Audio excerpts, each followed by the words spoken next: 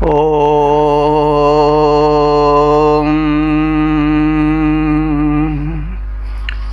वेद प्रेमियों, सुधी श्रोताओं, संप्रति हम सब ऋग्वेद के प्रथम मंडल के 84वें सूक्त के 13वें मंत्र की व्याख्या में प्रवेश करने जा रहे हैं।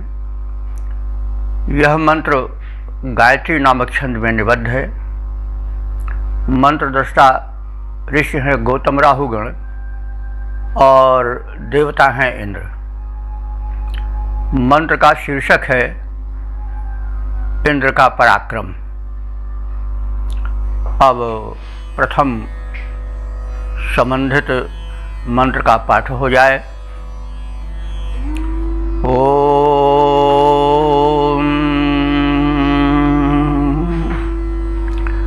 इंद्रो दधीचो अस्थिभिर्वृत्राण्य प्रतिष्कुतः जघानं नवतिर्नव।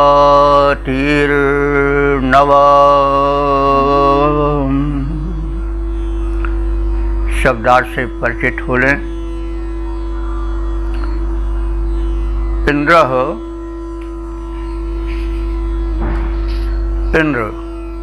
देवता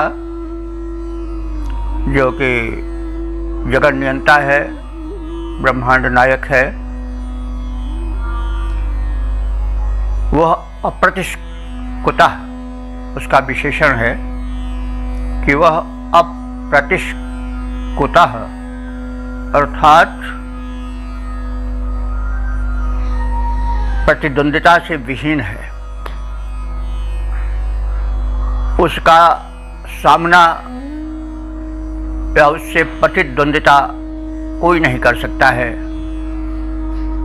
वह सर्वश्रेष्ठ और सर्वोपरि है। ऐसे इंद्र ने दधीचि अस्थभिः, दधीच या दधीचि दोनों शब्द बनता है। तो दधीच के अस्थिभिः माने अस्थियों द्वारा,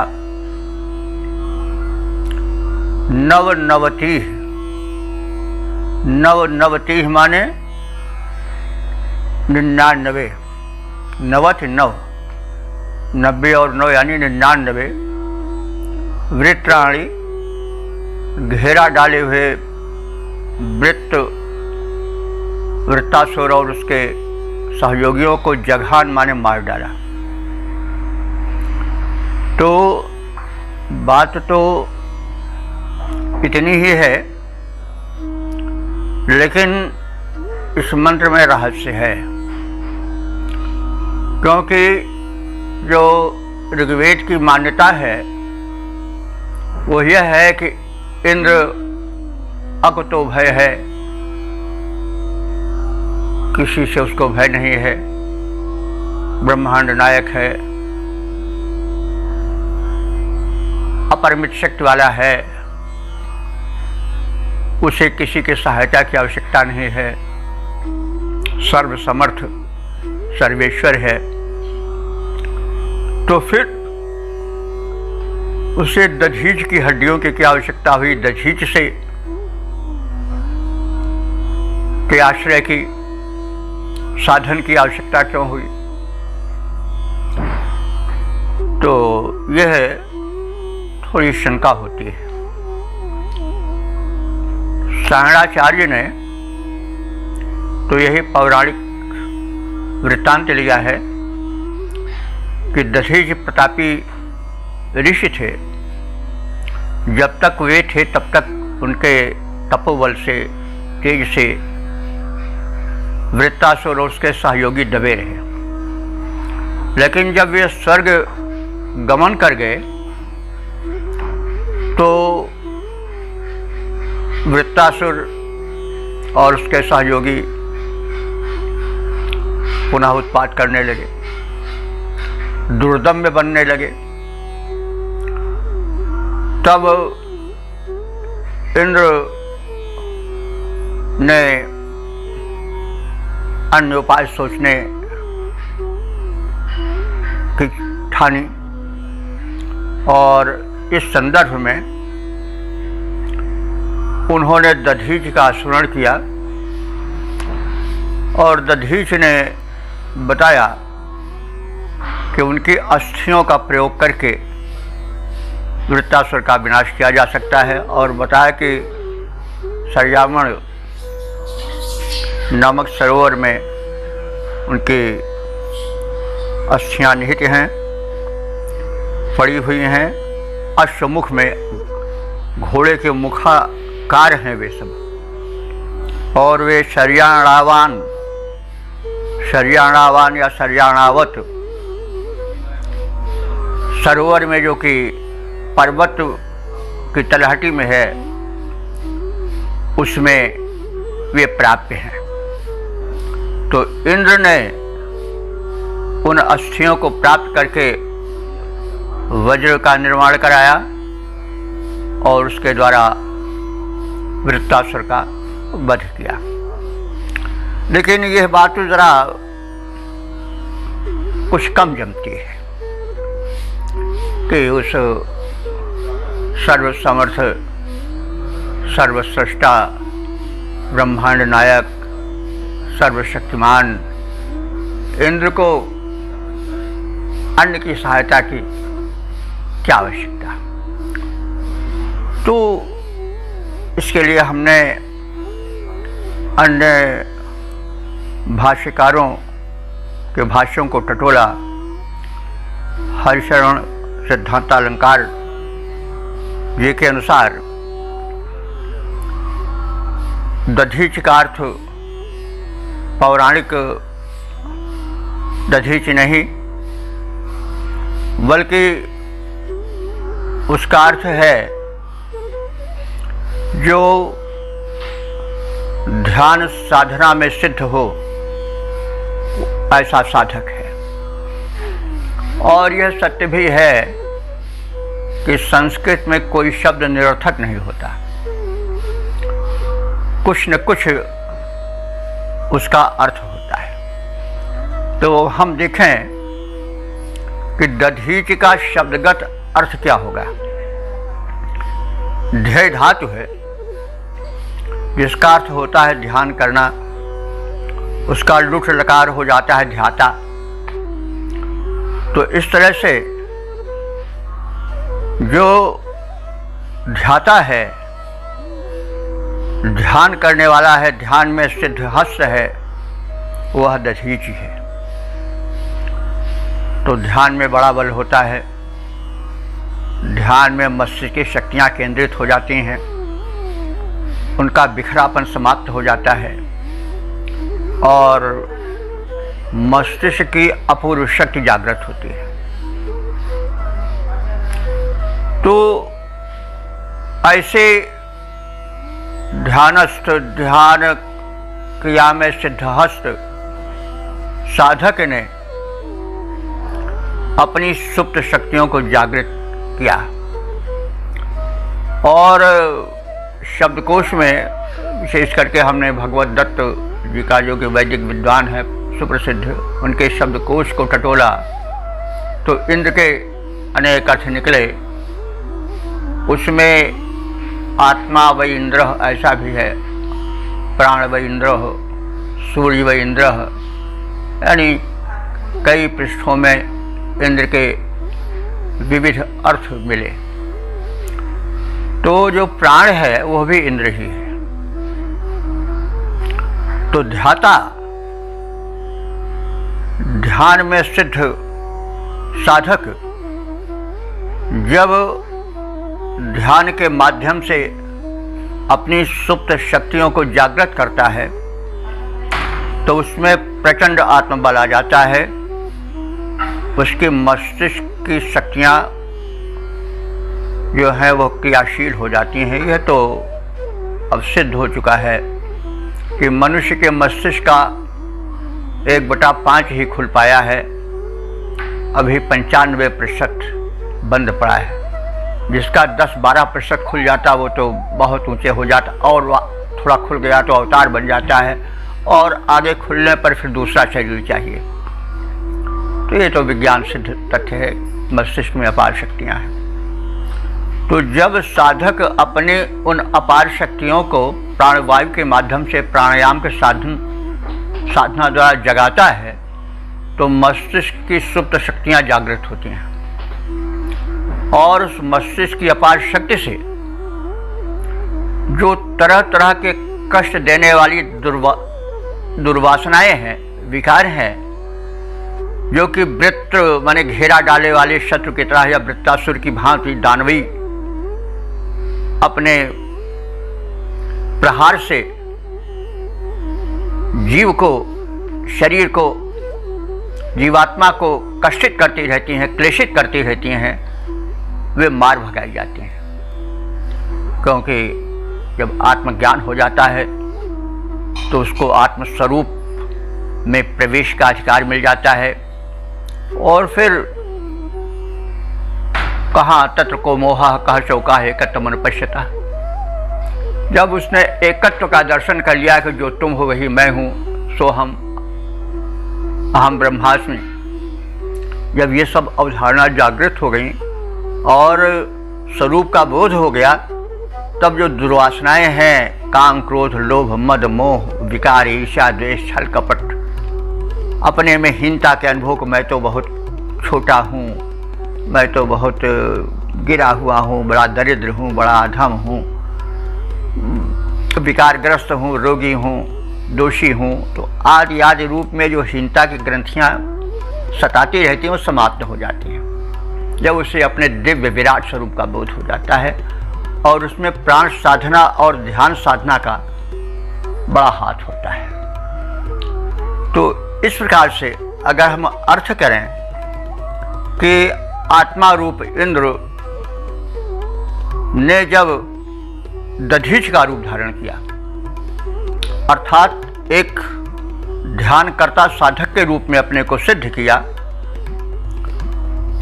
तो उसमें अपरंपार बल का संचार हुआ, और उसकी अस्थियां, अस्थि से मतलब होता है वह साधन जो कि साधना को टिकाए हो, जीवन को टिकाने वाला हो, सिद्ध देने वाला हो। जैसे अस्थि का ढांचा, अस्थि पंजर जो मेरुदंड के रूप में है, अन्य रूप में है, वे जब तक सशक्त रहते हैं तो उन्हीं से तो मांसपेशियाँ लिपटी हुई शरीर को पुष्ट बनाए रखते हैं।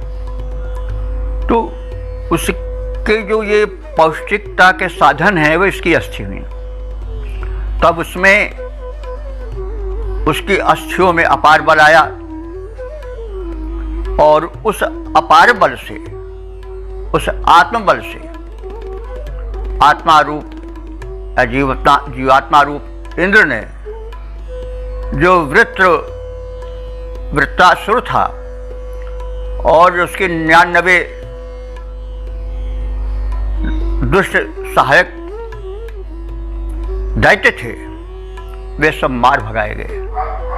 तो 99 से मतलब हुआ केवल गणित वाली संख्या ही नहीं, वरन असंख्य का भी द्योतक हो जाता है। तो उसने दीर्घायु पा करके 99-100 इस तरह से पूर्णायु दीर्घायु पाता हुआ वह साधक जो काम क्रोध लोभ मद मोह आदि वृत्त माने घेरा डाले हुए उसके सुख और शांति के शत्रु रहते हैं, वे सब संघृत हो जाते हैं, माने विनष्ट कर दिए जाते हैं। तो इस तरह से अगर हम ये भाव लें कि ध्यान परायण व्यक्ति ही दध्यंग या दधीच है, जैसा हमने अभी बताया कि जो शब्द है दधीचि वो ध्यय धातु से बना है, जो ध्यान करने का अर्थ में आता है, और उसका लुट लकार होता है ध्याता। तो दधीच का अर्थ हुआ ध्यान में सिद्धहस्त पुरुष साधक। तो जब वह ध्यान परायण साधक, जिसको हम दध्यंग या दधीच कह सकते हैं, वह जब अपनी आत्मशक्तियों को जागृत कर लेता है तो उसमें अपूर्व बल का संचार होता है और वह विषयों को, दुर्वासनाओं को दूर फेंकने में समर्थ हो जाता है। और 99 बार नाश का अर्थ हुआ कि वह अनेक वासनाओं को, जो शत्रुत्व से कष्ट देती रहती हैं, दूर हो जाता है। तो कष्ट देने वाले कई चीज़ें होती हैं। जब हम अपने को बड़ा दीनहीन समझ लेते हैं, हम अपने आत्मा के अपार बल को भूल जाते हैं, तो भी क्लेशित होते रहते। मैं बड़ा दुखी हूँ, बड़ा दरिद्र हूँ, बड़ा शक्तिहीन हूँ, बड़ा अशांत हूँ, चारों ओर मुझे शत्रु घेरे हुए हैं, मैं क्या करूँ, कहाँ जाऊँ। कुछ लोग तो घबरा के आत्महत्या कर लेते हैं। तो वे सब उसकी जो ये सब कुंठाएँ हैं, जो हीनता ग्रंथियाँ हैं, जब आत्मबोध हो जाता है और व्यक्ति ध्यान द्वारा अपनी शक्तियों को जागृत कर लेता है, तो ये सारे शत्रु जो हैं उसको क्लेशित करते रहते हैं। वृत्त माने घेरा डाले हुए वृत्तासुर के रूप में, दैत्य दानव के रूप में, वे सब नष्ट हो जाते हैं। तो इस प्रकार से जागृत आत्मा के पराक्रम का इसमें एक दिग्दर्शन कराया गया है, उसकी झलक दिखाई गई है। तो हम इंद्र को आत्मा का पर्याय समझ करके अर्थ करें तो आध्यात्मिक अर्थ अधिक बोध दे सकेगा। वैसे जो पौराणिक वृत्त है वो तो यह है, जैसा भी हमने कहा कि एक दधीचि नाम के तपस्वी थे और उनके स्वर्ग गमन के पश्चात जब वृत्तासुर का उत्पात अधिक बढ़ा तो इंद्र ने उनसे सहायता चाहिए, तो उन्होंने अपना अश्वदान करके और उससे बने वज्र के द्वारा इंद्र के माध्यम से, अथवा इंद्र ने उस वृत्तासुर का विनाश किया और उसके साथियों का, जो 99 थे, बहुसंख्यक थे, उनका भी विनाश किया। तो यह कहा जा सकता है कि जो पौराणिक वृत्तांत है दधीच का और उनकी हड्डियों का, वह इसी मंत्र से ग्रहण किया गया होगा। इसी मंत्र का पौराणिक प्रारूप है जो आजकल पुराणों में पाया जाता है और जन सामान्य में प्रचलित है। लेकिन वास्तव में इंद्र को जब ऋग्वेद सर्वसमर्थ परब्रह्म परमात्मा का पर्याय माने हुए है, तब उसमें यह बात उतनी नहीं जमती है कि उसने जाके किसी अन्य की सहायता ली। लेकिन ठीक है, कोई अगर करना ही चाहता है तो भाई, परमात्मा भी सर्वशक्तिमान होते हुए भी अपने को नियंत्रण में रखता है। ये आप सब जानते हैं कि जो शक्तिशाली होता है वो भी कुछ नियमों से अपने को बांधे रहता है। जैसे गीता आज में कहा गया है, कृष्ण ने कहा कि मैं तो जो चाहूँ वो कर डालूँ, मुझे कोई रोक नहीं सकता है, फिर भी मैं लोक संग्रह, लोक कल्याण को दृष्टि में रख करके मानव की तरह आचार करता हूँ। तो जो व्यक्ति आचरण में दुरुस्त रहेगा वही तो दूसरी शिक्षा दे सकता है। तो परमात्मा ही अगर निरंकुश हो जाएगा तो फिर सारा संसार छिटक जाएगा, निरंकुश हो जाएगा। इसलिए जो जितने बड़ा होता है उसका उत्तरदायित्व उतने होता है, वो अपने को उतना ही संयमित करता है। हम चाहें तो इसका ऐसा अर्थ निकाल सकते हैं, लेकिन मेरे दृष्टिकोण से जो अध्यात्म परक अर्थ भी लगाया गया है कि एक समर्थ साधक अपनी आत्मशक्ति को प्राण साधना के द्वारा जागृत करके तमाम वासनाओं को मिटा सकता है, तो वो अधिक उपयुक्त होगा। वैसे आप सब इस मंत्र का मनन करें, चिंतन करें और स्वतः एक अर्थ का प्रतिपादन करें, जो उचित हो उसको ग्रहण करें। मेरा कोई आग्रह नहीं है, इसीलिए मैं किसी उससे बढ़कर किसी आग्रह से अर्थ नहीं करता। जो तर्क संगत होता है और अधिक सटीक समझ पड़ता है उसकी ओर मैं झुकता हूँ। तो इस प्रकार से इस मंत्र की व्याख्या का एक प्रारूप हम देखें। अब इसके छंदोबद्ध रूप का अवलोकन करें। यह प्रायः वही पौराणिक वृत्त से कुछ अधिक संबद्ध है। वो जो भाष्य है सायणाचार्य का, उस पर टिका है, लेकिन सब मिला करके आपको चिंतन मनन करना है। तो इंद्र बलवान बल पौरुष के खान, वह सामने न कोई युद्ध मध्य टिक पाता है। इंद्र बलवान बल पौरुष की खान, वह सामने न कोई युद्ध मध्य टिक पाता है। राक्षस प्रबल भले आगे इंद्र के न किंतु, दाल गल पाती बल झूठा पड़ जाता है। अश से दधीच के है वज्र बनवाता, वह झूम कर शत्रु पर उसको चलाता है। सैकड़ों हजारों वृत्र आदि राक्षसों को मार, ढाक बल विक्रम की अपने जमाता है। ढाक बल विक्रम की अपने जमाता है। ओम ओम।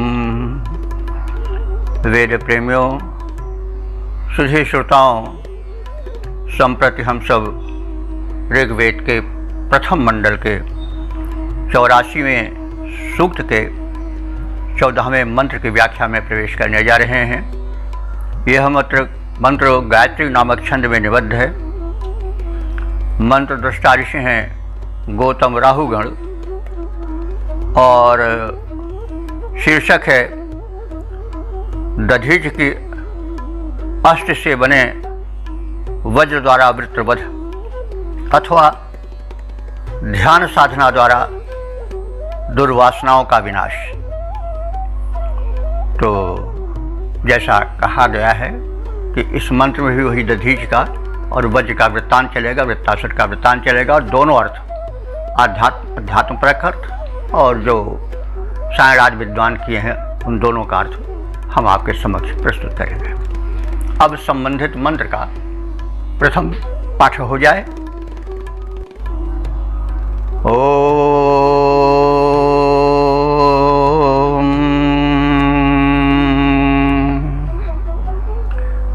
इच्छन्नश्वस्य यच्छिरः पर्वतेष्वपाश्रितं तद्विदच्छर्याणावती।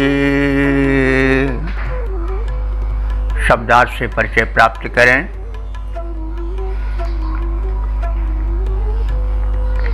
पर्वतेषु उपाश्रितम्। इंद्र ने जब यह जाना कि पर्वतेषु उपश्रितम्, पर्वत की चोटियों में दधीच की अस्थियां हैं और पर्वत की चोटियों के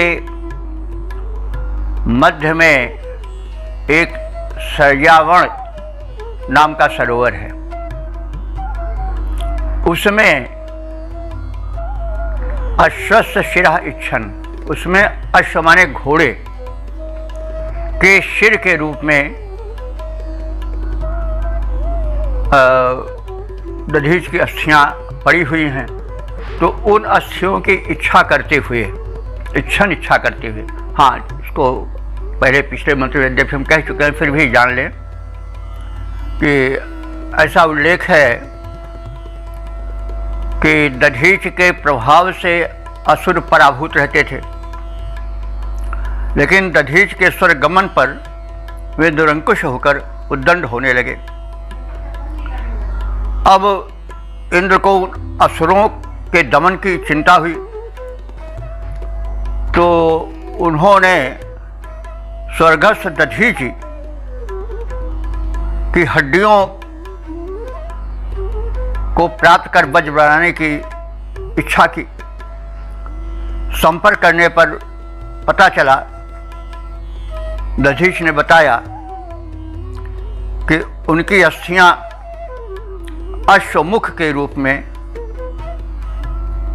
शर्याणावत सरोवर में उसकी तलहटी में विद्यमान है। इंद्र ने उसे प्राप्त किया और वज्र बनवाया तथा असुरों पर विजय प्राप्त की। यह पौराणिक वृत्तांत है। तो उस वृत्तांत को बताकर आगे का अर्थ और किया जाएगा, क्योंकि मंत्र जो है रहस्यात्मक होते हैं।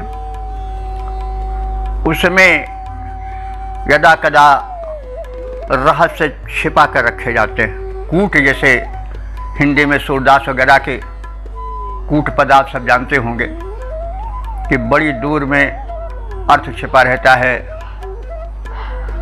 और बहुत यात्रा करनी पड़ती है, बड़ा मस्तिष्क लगाना पड़ता है, जोड़ गांठ करनी पड़ती है, तब अर्थ निकलता है। मंदिर अवध हरियावन कह गए हरिहार टल जात, कहत कर परदेशी की बात, सूरदास का एक पद है कि कृष्ण तो 15 दिन के अंदर आने को कहे थे, लेकिन मासों बीत गया। अब उसके लिए क्या किया कूट में कि मंदिर अरध हरियावन कहिए, गोपियाँ कह रही हैं कि मंदिर अरध माने मंदिर का अर्ध भाग क्या हुआ, पाख। अब पाख से अर्थ लिया गया पक्ष का, जैसे एक पक्ष 15 दिन का होता है। तो हर तो मंदिर के घर के आधे में आने को कहे थे, तो मंदिर के आधा भाग पाक होता है और पाक माने पक्ष लिया। लेकिन हरिहार टर्यात, हरि हरि माने सिंह, उसका आहार क्या है, मांस। तो मांस बीतता चला जा रहा है। तो अब कहने का मतलब, अब कोई सीधे अर्थ निकाला जाए तो फिर कैसे कोई अर्थ ही नहीं बैठेगा। लेकिन ये कूट है, कूट माने बहुत छिपा कर रखा गया हो, बादाम की तरह जिसका छिलका बड़ा पुष्ट हो तब गिरी मिले। तो वैसे कूट हर वेदों से ही सब चीज़ें, सब भाव, सब शैलियाँ निकली हैं। तो कूट शैली पर भी वेद का इन्हीं मंत्रों का प्रभाव रहा हुआ। तो कहने का मतलब वेदों में भी कूट हैं, तो उनको वो पहली की तरह होते हैं, सुलझाने में थोड़ा समय लगता है, धैर्य की आवश्यकता होती है। तो इसलिए यहाँ भी वैसे ही है। तो जब इंद्र को यह पता चला कि वृत्तासुर की अस्थियां शर्याणावत सरोवर में अवस्थित हैं, तो उसने वज्र बनवाकर असुरों का नाश किया।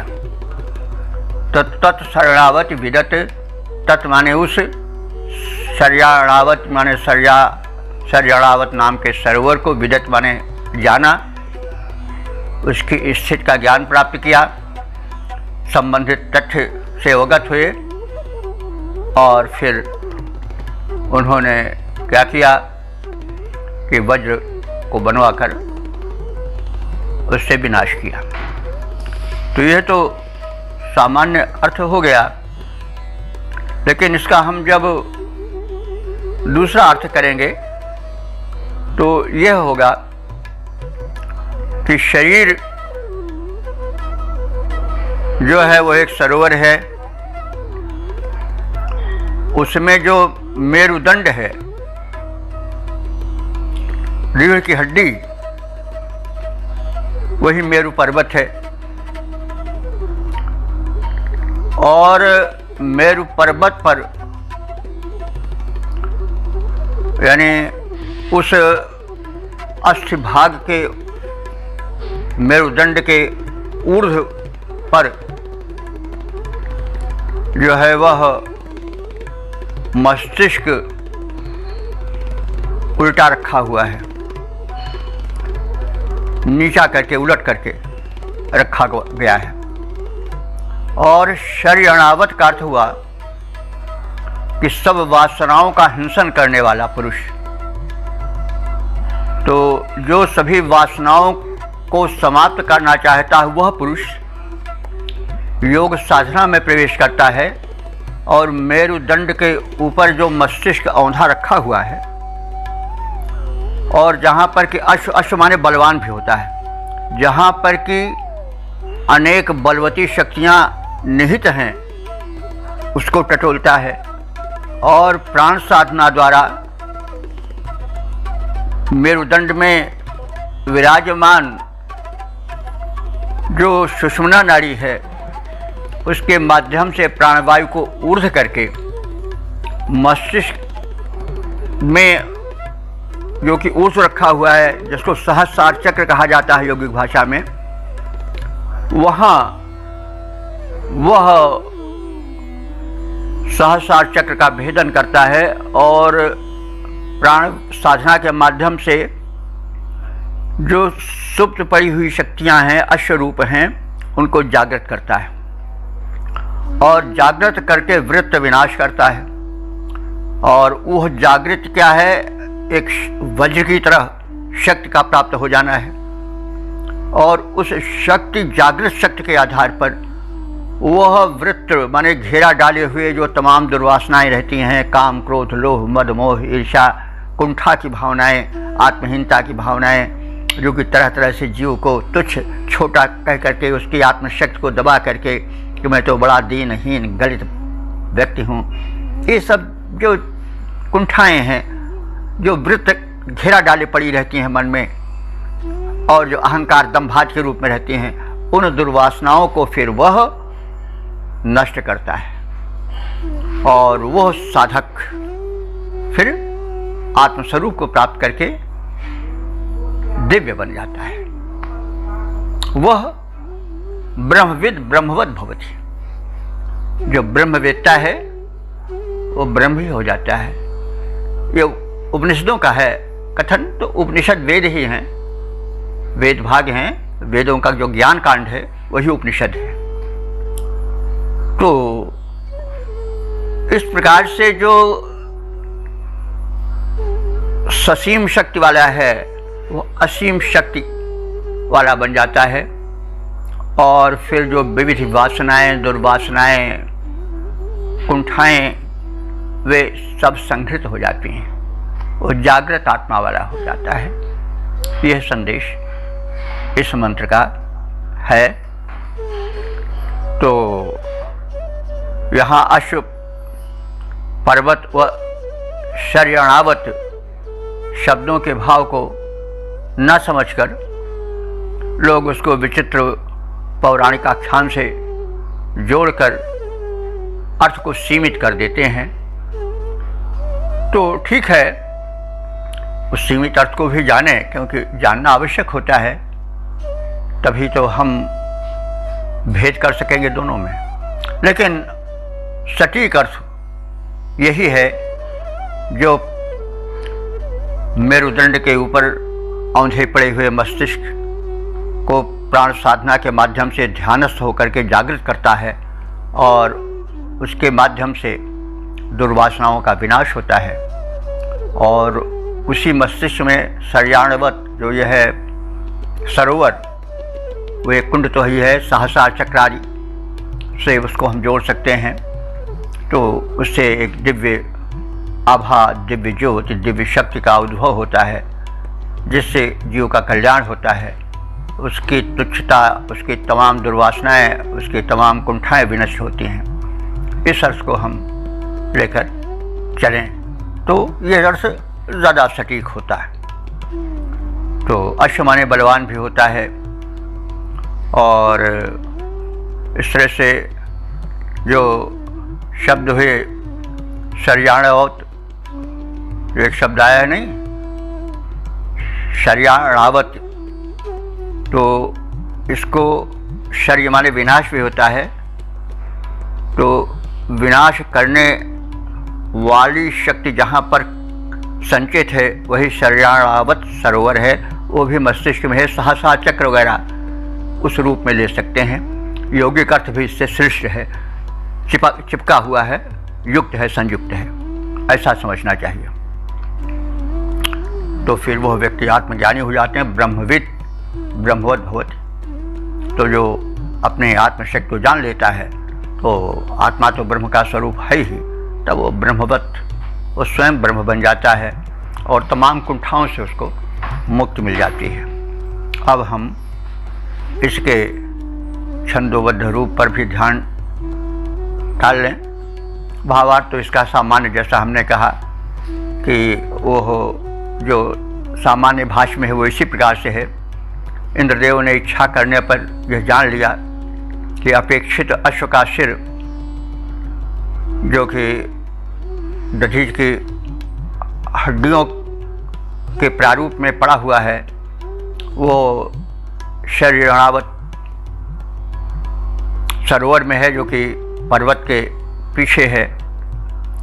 और उसे प्राप्त कर इंद्र ने उसके द्वारा बने वज्र से असुरों का विनाश किया।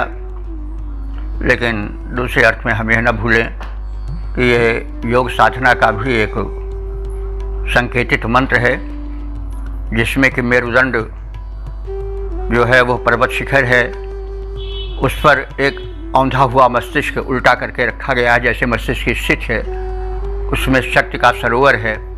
और वो जब प्राण साधना से जागृत होता है तो अनेक दुर्वासनाएं जो कि आसुरी प्रवृत्तियां हैं वे सब नष्ट होती हैं।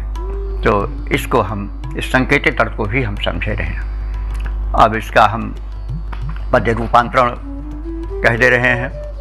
असुर उद्दंड हुए वज्र का अभाव रहा, असुर उद्दंड हुए वज्र का अभाव रहा, शक्ति आसुरी प्रचंड बढ़ती थी जा रही, जिस यश सिर द्वारा वज्र बन सकता था, उसका अभाव रहा, चिंता थी सता रही। अस्य शरणावत सरोवर में विद्यमान, ज्ञान पाए इंद्र चिंता अवसान पा रही, अस्थि मिली वज्र बना नाश असुरों का हुआ, इंद्र के विजय की पताका लहरा रही, इंद्र के विजय की पताका लहरा रही। तो यह आत्मजयी होना है। तो इस प्रकार से हमने इस मंत्र का संक्षिप्त आशय उभय पक्षी से कुछ परिचय प्राप्त किया। ओम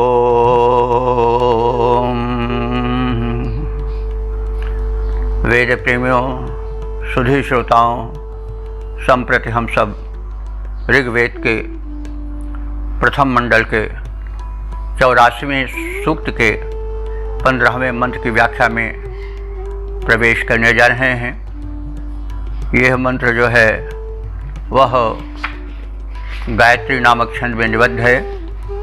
मंत्र दृष्टा ऋषि हैं गौतम राहुगण, देवता हैं इंद्र, और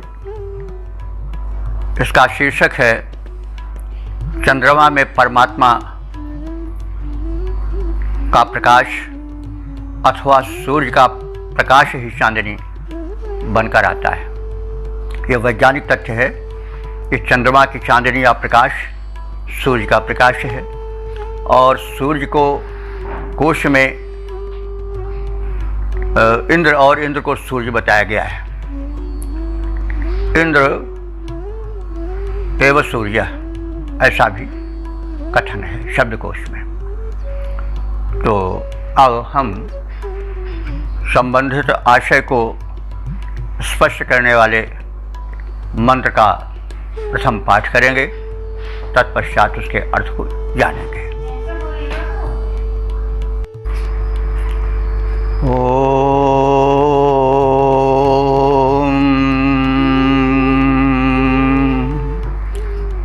अत्राह गोरमन्वत नाम त्वष्टुरपीच्यम् इत्था चन्द्रमसो गृहे शब्दार्थ से परिचय प्राप्त करें। अत्र माने यहाँ, कहाँ? गोह चंद्रमसा। गोह का मतलब हुआ गमनशील। तो गो से मतलब यहाँ गाय या इंद्रिय आदि से नहीं है, बल्कि गमनशील से गो। अब यहाँ पर यह भी ध्यान आता है कि गो जो अंग्रेजी का शब्द है गो, वो इसी गो से संबंधित होगा, क्योंकि यहाँ पर गोह चंद्रमसा, गमनशील चंद्रमसा। चंद्रमसा माने चंद्रमा के। तो इससे यह भी वैज्ञानिक तथ्य उजागर होता है कि ये सब ग्रह नक्षत्र गमनशील हैं। चंद्रमा भी चक्कर लगा रहा है पृथ्वी का, तो चंद्रमा भी गतिशील है। तो गोह चंद्रमसा, गमनशील चंद्र माँ के। गृह माने घर में, तो चंद्रमसा गृह का मतलब हुआ चंद्रमा, चंद्रमंडल में।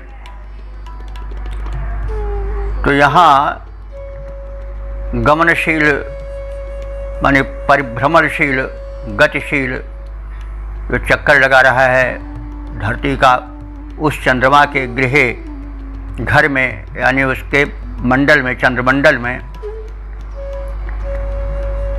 इत्था माने इस प्रकार से। त्वष्टुः, त्वष्टुः, त्वष्टा का षष्ठी एक वचन है। तो त्वष्टा कहते हैं शिल्पी को। तो यहाँ त्वष्टुः, त्वष्टा एक देवता भी हैं, वे देव शिल्पी हैं, लेकिन यहाँ त्वष्टा शब्द का जो है अर्थ वो व्यापक अर्थ है, उस परम शिल्पी से है। शिल्पी तो तमाम है, छोटे से बड़े सब कारीगर हैं, बहुत बड़े बड़े इंजीनियर्स हैं, कारीगर हैं, लेकिन जो सबसे बड़ा कारीगर है वो तो परमात्मा है। उसी के अनुकरण सभी कारीगरी करते हैं। अजब तेरी कारीगरी है सरकार प्रचलित है। तो यहाँ पर त्वष्टा शब्द जो है वो सामान्य शिल्पी के लिए अथवा देव शिल्पी के लिए न आकर के उस परम शिल्पी के लिए आया है, क्योंकि वह सबसे बड़ा शिल्पकार है।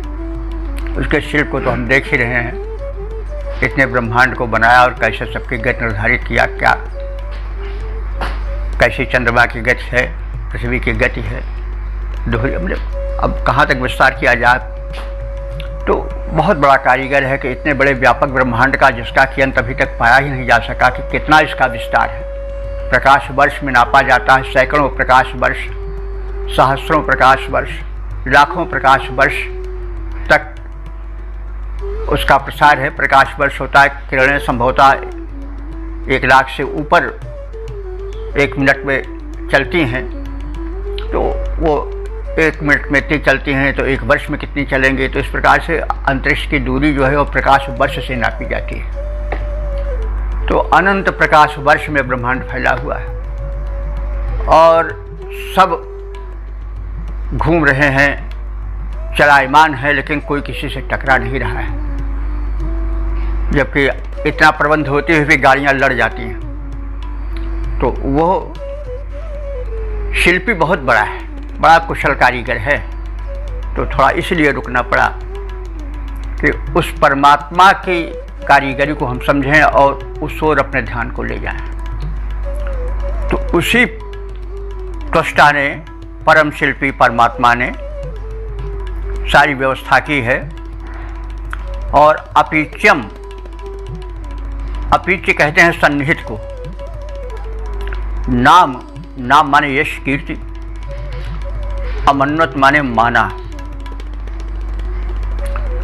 तो त्वष्टा ने, उस परम शिल्पी परमात्मा ने यह किया कि गमनशील यानी परिभ्रमणशील चंद्रमा के घर में यानी चंद्रमंडल में जो आलोक तेज चांदनी के रूप में विद्यमान है वह उसी त्वष्टा का तेज है, उसी परमात्मा का तेज है। अथवा त्वष्टा सूर्य को भी कहा गया है, कोश में त्वष्टा सूर्य को भी कहा गया है। तो सूर्य का तेज विद्यमान है। यह तो हम सब जानते हैं कि चंद्रमा का तेज जो है, उसकी चांदनी जो है वो अपनी उसकी नहीं है, वो सूर्य का ही प्रकाश है जो परावर्तित होकर के चंद्रमा से छन करके पृथ्वी पर आता है। वो सूर्य की ही किरणें हैं जो कि चांदनी बनकर आती है। तो यह वैज्ञानिक तथ्य भी इससे उजागर हो रहा है। और मंत्र में कहा गया है कि गतिमान चंद्रमंडल में त्वष्टा, उस जगत नियंता परब्रह्म परमात्मा का अथवा सूर्य का तेज सन्निहित है, जिसे हम चांदनी रूप में जानते हैं। ऐसा हे श्रोताओं, हे ज्ञानियों, जानो, इस तथ्य से अवगत हो जाओ कि चंद्रमंडल में जो तेज है वो परमात्मा का तेज है। जैसा कहा गया है गीता में कि प्रभास शश सूर्यो, मैं ही चंद्रमा और सूर्य में प्रकाश बनकर चमक रहा हूँ। चमक रहा है तेज तुम्हारा बनकर प्रखर सूर्यमंडल, आदि आदि बातें कही गई हैं तमाम। और शुद्ध वैज्ञानिक रूप में लें तो चंद्रमा में निहित चांदनी या उसका तेज सूर्य से ही प्राप्त होता है, परमात्मा से तो सब कुछ है। तो इस वैज्ञानिक तथ्य पर भी प्रकाश डाला गया है इस मंत्र में कि चंद्रमा का जो तेज है वह सूर्य का तेज है, सूर्य की ही धूप है। तो इस प्रकार से इस मंत्र के संक्षिप्त शब्दार्थ और भावार्थ से परिचित हुए। अब हम इस मंत्र के पद रूपांतरण को भी देख लें। आसमान में विराजमान गतिमान चंद्र, आसमान में विराजमान गतिमान चंद्र, नैश अंधकार को विदार जो भगा रहा, सर्वशक्तिमान जो रचयिता जहान का है, उसका ही तेज विद्यमान है बता रहा।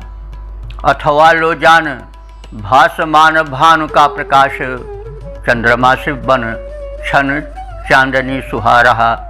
सूर्य रूप इंद्र से प्रकाशमान चंद्र यह, जाहिर जहान यह सत्य समझा रहा, जाहिर जहान यह सत्य समझा रहा।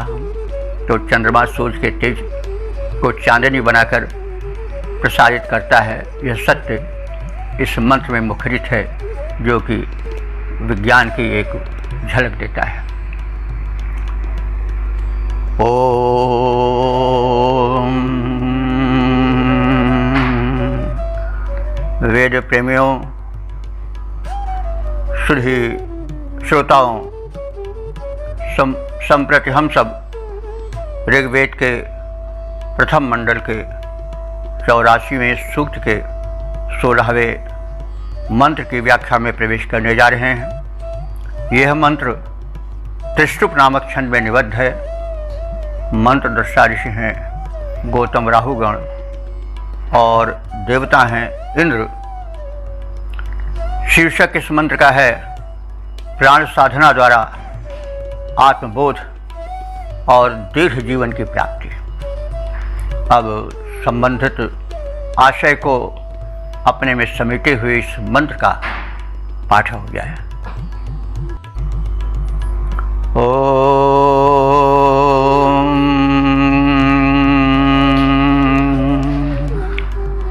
को अद्य युङ्क्ते धुरी गा ऋतस्य शिमीवतो भामिनो दुर्हृगायून आसन्निषून हृतस्वसो मयो भून येषां भृत्या मृळधत् सजीवात। शब्दार्थ से परिचय प्राप्त करें। कह माने कौन, तो कौन ऐसा साधक है। यह माने जो, अद्य माने आज, यानी विलंब नहीं करेगा, आज ही से, ऋतस्य, ऋत कहते हैं यज्ञ को भी और ऋत कहते हैं सार्वभौम सत्य को भी, जिसको यूनिवर्सल ट्रुथ कहते हैं। तो कौन ऐसा सुकृति साधक है जो कि आज ही माने विलंब नहीं करेगा, कल नहीं, कल पर नहीं टालेगा, आज ही उस इंद्र से अपना संबंध जोड़ेगा। इंद्र वह परम शक्तिमान परब्रह्म परमात्मा है, आत्मा रूप में भी वो इस पिंड में विद्यमान है, यथा पिंडे तथा ब्रह्मांडे। यह शरीर भी, पिंड जो है यह भी ब्रह्मांड ही है, इसमें भी सब सूर्य चंद्र सब समाये हुए हैं। तो इसलिए दोनों अर्थ प्रसंगानुकूल समय समय पर लिए जा सकते हैं। तो कौन ऐसा भाग्यवान है कि जो बिना विलंब के आज ही उस इंद्र से अपना संबंध जोड़ेगा, जिसके रथ की धुरी ऋत है, सत्य है, और जो कि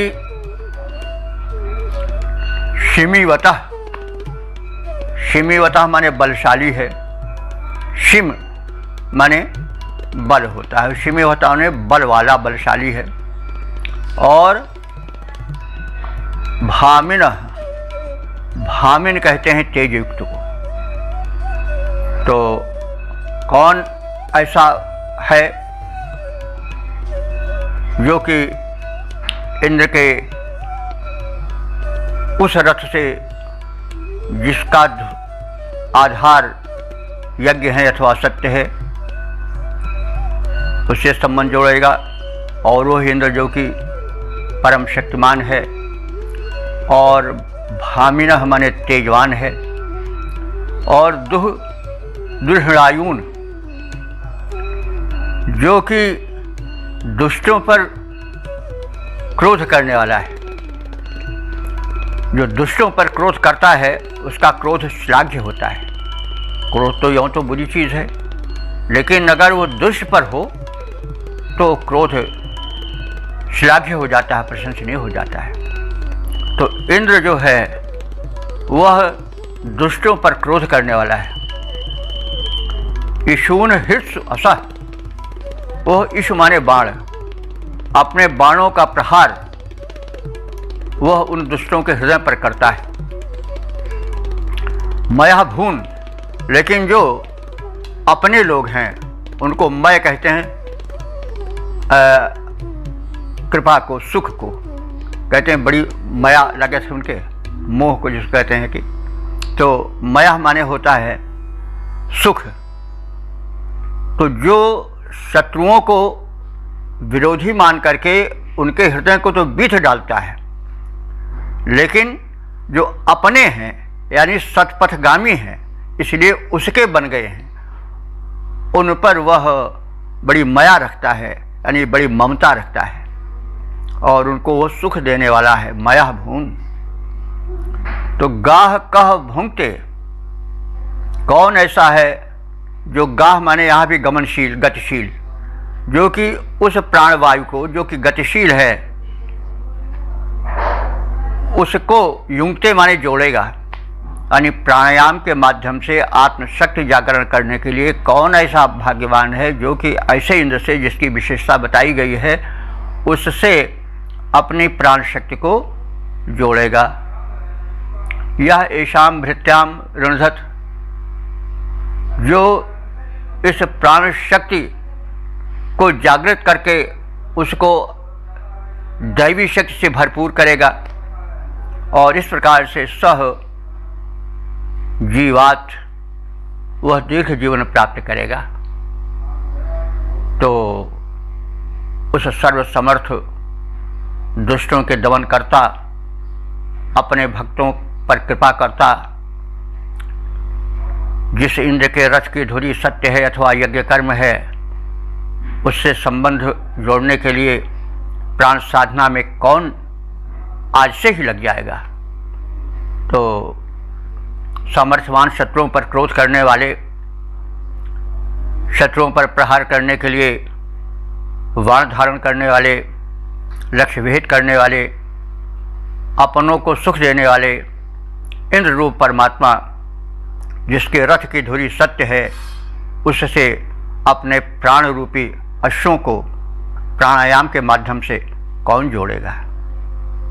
कौन साधक है जो आज से ही इस सुकर्म के लिए, सत्कर्म के लिए तत्पर हो जाएगा। और जो साधक इन अश्वों का, यानी इन इंद्रियों का अथवा प्राण शक्ति का प्राण साधना, प्राणायाम की साधना द्वारा भरण पोषण करेगा और शरीर को सशक्त बनावेगा, वह प्राण साधक दीर्घ जीवन प्राप्त करेगा। दीर्घ जीवन का मतलब हुआ कि 100 साल से ऊपर।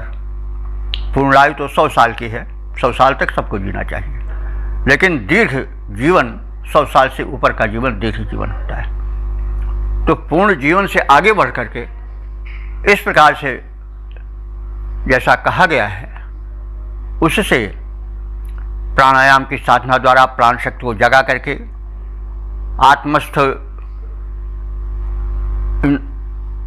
उस परमात्मा की उपासना करेगा और दीर्घ जीवन प्राप्त करेगा।